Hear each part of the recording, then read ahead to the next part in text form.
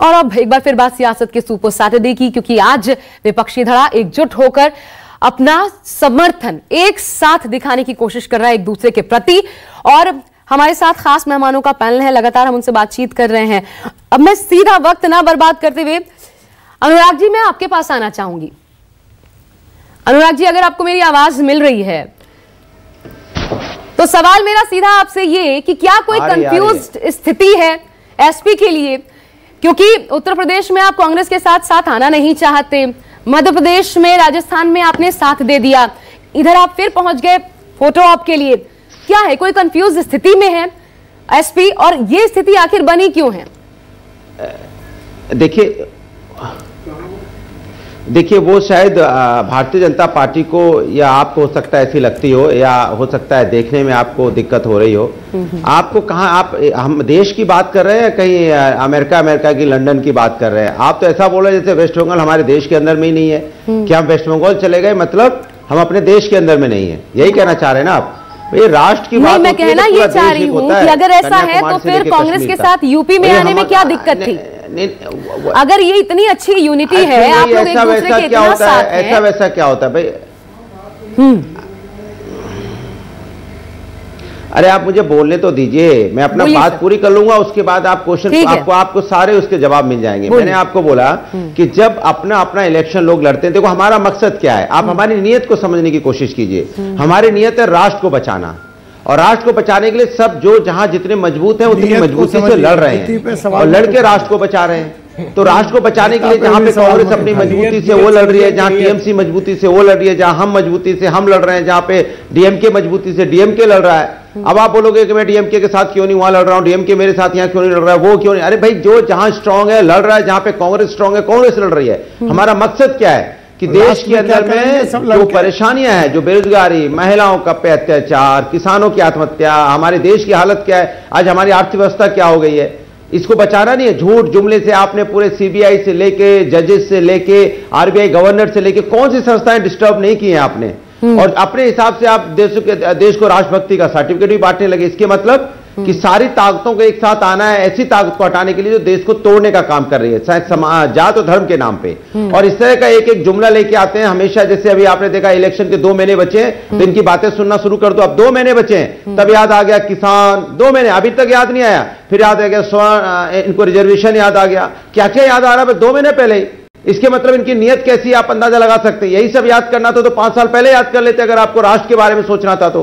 जब आपको लगा कि आपकी धरातल से जमीन सरक गई है, कोई व्यक्ति आपके साथ खड़ा नहीं है देश का, तो आप उसको बहलाने की कोशिश करने लगे। उन्हें पता है 2 महीने की लंबे वादे कर दो, फिर वो अच्छे दिन आएंगे वाले वादे करो, और उसके बाद अपना इलेक्शन निकालो, फिर निकल लो। तो इसलिए, और सिर्फ एक तरह से नहीं, हर तरफ से इन्होंने देश को परेशान किया है। आप देश के पैसे भी लोगों को, अब सर अगर आपने बोल लिया हो तो अब मेरा दूसरा सवाल सुन लीजिए। 70 साल ठीक है। नहीं, एक लास्ट रह गया है।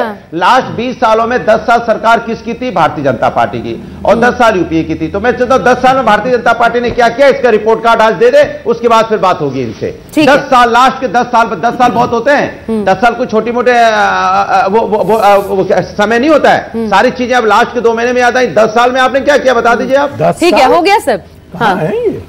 अब सवाल ये है कि जब आप जहां पे खड़े हैं वहां से आप जिस ओर आपकी नजर है आप वहीं देख पा रहे हैं, हम जहां खड़े हैं वहां से हम चारों तरफ देख पा रहे हैं। और जब देख पा रहे हैं तो नजर ये आता है कि कहीं तो आप साथ आने की बात करते हैं, एक साथ मंच पर खड़े दिखाई देते हैं, लेकिन कहीं आपको वो साथ गवारा नहीं होता। ऐसे में अगर इसी राह पर ये विपक्षी एकता एक साथ चलेगी तो 2019 के बाद जिसके पक्ष में जितने भी नतीजे आए वो कुल मिलाकर के क्या हासिल होने वाला है देश को? फिर तो प्राथमिकताएं आपकी अपनी हैं, अलग अलग हिसाब से हर कोई अपना एजेंडा तय करेगा। पीएम बनने के लिए 2 अलग राह में खड़े हैं। वो फिर वही आपने राग छेड़ दिया। किसने कहा मैं प्राइम मिनिस्टर बन रहा हूं? कौन कहता है मैं पीएम बन रहा हूं? अखिलेश जी तो कहते हैं ना कि यूपी से अगला पीएम होगा। अखिलेश जी ममता दीदी को भी समर्थन देते हैं, और ये 2 चेहरे आपके सामने आए तो फिर किनके साथ होंगे आप? अरे तो कितने, और राहुल जी भी हैं। राहुल तो लीजिए, इस देश के अंदर में अगर लोकतंत्र पे आप यकीन रखती हैं, अगर लोकतंत्र को विश्वास रखती है, तो यहाँ पे 100 PM हो सकते हैं, क्योंकि हम इतने नेता यहाँ पे हैं, 10 क्या 20 क्या 30 क्या कितने प्राइम मिनिस्टर हो सकते हैं, क्योंकि देश के अंदर में अपूर्व क्षमता है। लेकिन भारतीय जनता पार्टी ने ऐसा माहौल बना रखा है कि मोदी जी के अलावा देश में कोई प्रधानमंत्री हो ही नहीं सकता। ऐसा लग रहा है कि मोदी जी इतने हाईली क्वालिफाइड हैं, इतने इंटेलिजेंट हैं, इतना उनका विचार अच्छा है। अरे मैं कहता हूं भारतीय जनता पार्टी के अंदर में 10 प्राइम मिनिस्टर कैंडिडेट मैं नाम बता सकता हूं। सुषमा स्वराज सबसे अच्छी प्राइम मिनिस्टर कैंडिडेट हो सकती है। मैं कहता हूं इनके गडकरी जी हैं, इनके पास राजनाथ सिंह जी हैं, लेकिन चेहरा है सर, यहाँ पर एक चेहरा है, आप लोगों के पास एक चेहरा नहीं है। पूछना चाहता हूं, दिक्कत ये है। सुलेमान साहब हमारे साथ जुड़ गए हैं, आप कांग्रेस की तरफ से पक्ष रखने के लिए। तमाम है, बीजेपी नया चेहरा लेके आए ना, बीजेपी नया चेहरा लेके क्यों नहीं आ रही है? नहीं, आप सुलेमान साहब मैं आपका रुख करना चाहूंगी। ठीक है, ठीक है अनुराग जी, हमने आपको सुन लिया। वरना जो बचा थोड़ा वो तो भी आपका खत्म हो जाएगा। इसका मतलब आपको मोदी जी से परेशानी है, भाजपा से परेशानी नहीं है, बधाई। वैसे भी हमारा काम आप ही लोग कर रहे हैं। मोदी जी ने भाजपा थे, क्योंकि भाजपा में नहीं। आप मुझसे उत्तर प्रदेश में प्राइम मिनिस्टर का चेहरा पूछते हो, मैंने कहा आपके पास भी बहुत चेहरे हैं, और जो देश का प्रधानमंत्री होगा और जिसने देश के साथ गलत किया होगा उसी पे उंगली उठेगी। अगर आप प्रधानमंत्री आपके ठीक है, ठीक है। सुलेमान जी हमारे साथ। सुलेमान जी ये बता दीजिए, आपका विपक्षी धड़ा एक साथ अगर है तो चेहरा कौन है? देखिए, जो विपक्षी एकता की बात बार बार हो रही है, कांग्रेस पार्टी ने सारे विपक्षी दलों से अपील भी करी थी कि सारे विपक्षी दलों को एक साथ आना चाहिए, जिससे ये जो पिछले 5 साल में मिस गवर्नेंस पूरे भारत में हुआ है उसको खत्म करा जा सके और भाजपा की सरकार को वोट आउट करा जा सके 2019 के चुनाव में। समझ रहे हैं सर, ये बताइए ना चेहरा कौन है? और राहुल गांधी खुद वो क्यों बचे, सोनिया गांधी वो क्यों नहीं जा रही? क्या कारण रहा कि दूरी बनाकर रखी गई? देखिए,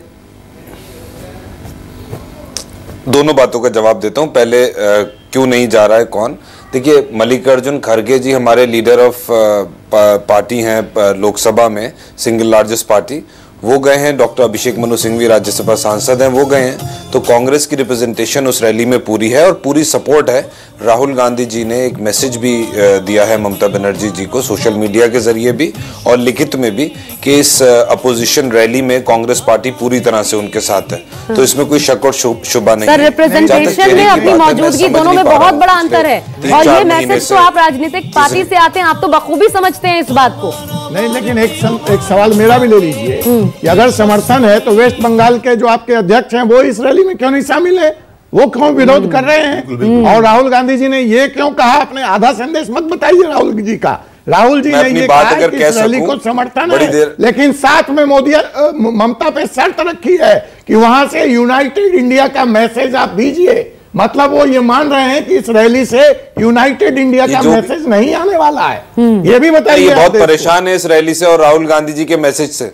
ये काफी परेशान है। हम स्वागत कर रहे हैं, हम समझ सकता हूं कि अपोजिशन की रैली से लगातार हम आपको बता रहे हैं कि तमाम जो विपक्षी नेता हैं वो एक मंच पर आज नजर आने वाले हैं। मंच होगा ममता दीदी का, कोलकाता का ब्रिगेड ग्राउंड, और वहां पर बड़ी तादाद में और सारे बड़े चेहरे विपक्ष के पहुंच रहे हैं।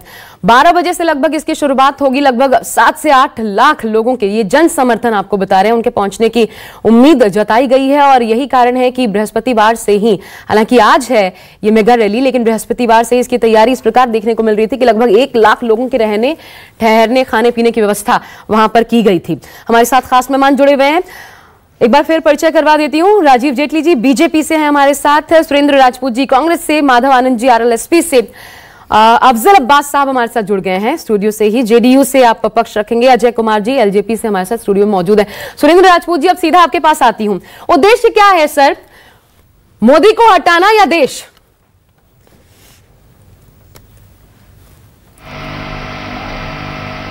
अरे जब फोन मिलाएंगे पैस करोगे, आप मिलेंगे फोन ही मिलाएंगे। सुरेंद्र राजपूत जी, आवाज मिल रही है आपको मेरी?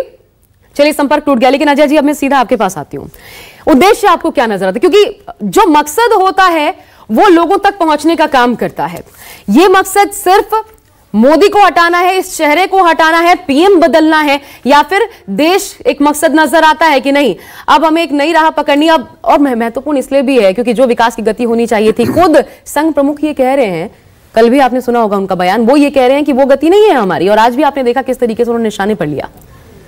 देखिए, आपने एक सवाल में दो सवाल पूछ दिया, एक संघ प्रमुख और एक आज की रैली पे। तो पहले मैं आपके पहले सवाल का जवाब दे देता हूं कि Calcutta, which was known as the city of joy, has turned into a city of terror, भय, आतंक। ये सरकार में ये कह के आई थी ममता दीदी कि माँ, मिट्टी और मानुष।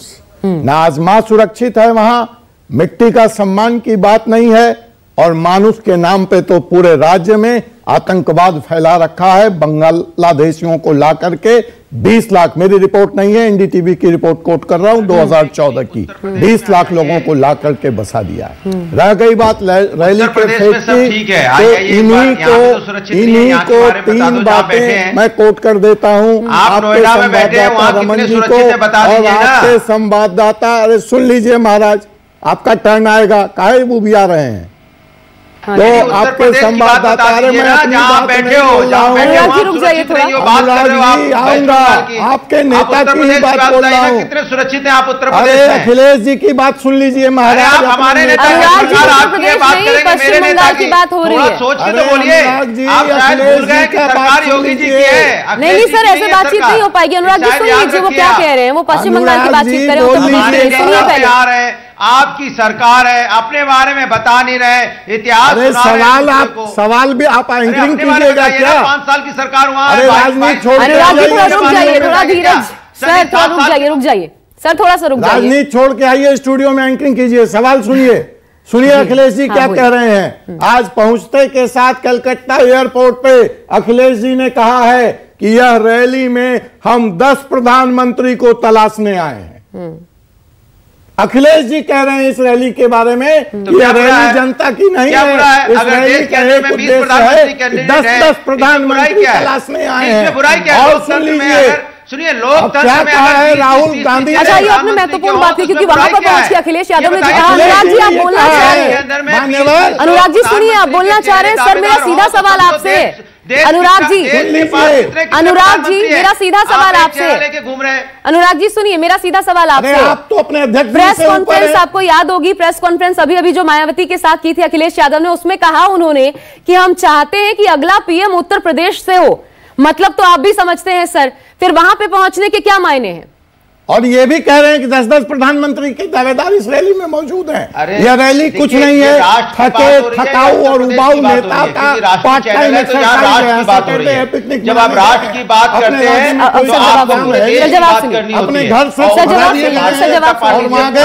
परेशान है पूरा देश। तो पूरे देश ने तय कर लिया है कि देश में से भारतीय जनता पार्टी को हटाना है।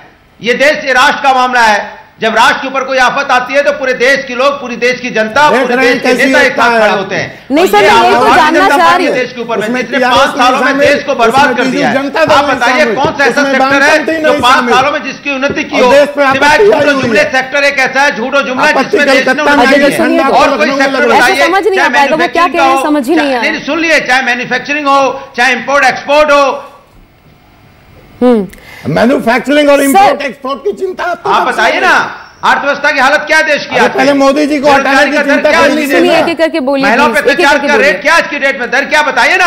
आप बोल तो रहे किसानों की, कितने किसानों ने आत्महत्या की बताइए। आप तो दुगने की आप अनुराग जी, सवाल तो ये है ना कि आप ये बोल तो रहे हैं, लेकिन जब एक साथ इकट्ठा हो रहे हैं तो आप ये कह रहे हैं कि मोदी को हटाना है। बात यहाँ आज के रैली पे हो रही है और आप बात करना चाह रहे हैं। मैं सीधा आपके पास आती हूँ, जरा आप ही बता दीजिए। पार्टी जैसी लीड आप कर रहे हैं, ममता बनर्जी कर रही है, मायावती करेंगी, ये एकजुटता कैसे नजर आएगी इस स्थिति में? नाम पे राजनीति की है, विकास की राजनीति। देवगौड़ा जी भी सर सुन लीजिए, मेरे पास और भी मेहमान है, उनके पास भी जाना है, प्लीज सुन लीजिए, करके बोलिए। मुझसे पूछ रहे? जी सुरन जी, मैं आपसे पूछ रही हूँ, ये एकजुटता नजर कैसे आएगी? आप सभी की प्राथमिकताएं देख रहे हैं, सिर्फ चेहरा एक साथ नजर, फोटो ऑप एक सेशन हो जाएगा तो क्या उससे एकजुटता नजर आ जाती है? यहां पर 3-4 चीजें बड़ी महत्वपूर्ण है आशा जी। नंबर 1 बात यह है कि जनता किसके पक्ष में है।